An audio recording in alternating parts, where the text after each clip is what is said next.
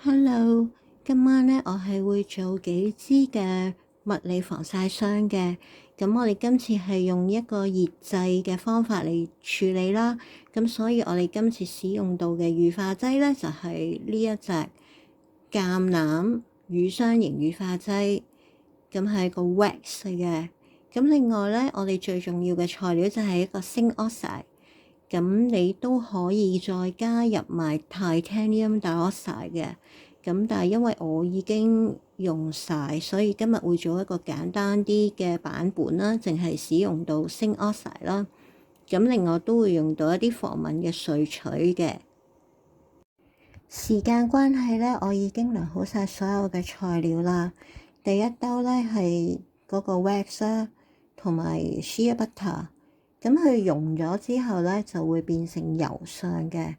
第二兜咧就係 zinc oxide 啦、mica 粉啦，同埋植物油啦。植物油我係用咗比較厚身啲嘅油啦，就係白芒花籽加埋呢個 camellia oil 嘅。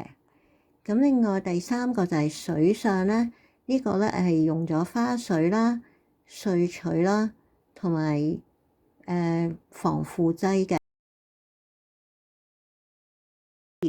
咁加熱咗嗰三個材料嘅時候咧，你睇下呢一個係嗰個 wax 同埋嗰個 shea butter 咧，佢溶咗之後咧，你就可以即刻加落去嗰個嘅 zinc oxide 嗰個 mixture 嗰度嘅，咁啊倒埋落去。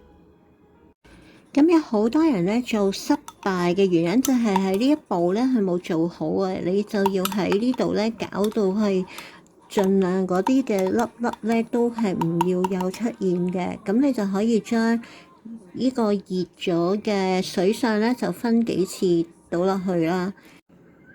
係嗰三種材料咧加埋咗咧，咁你慢慢搞嘅時候咧，你就會見到係好絲滑嘅。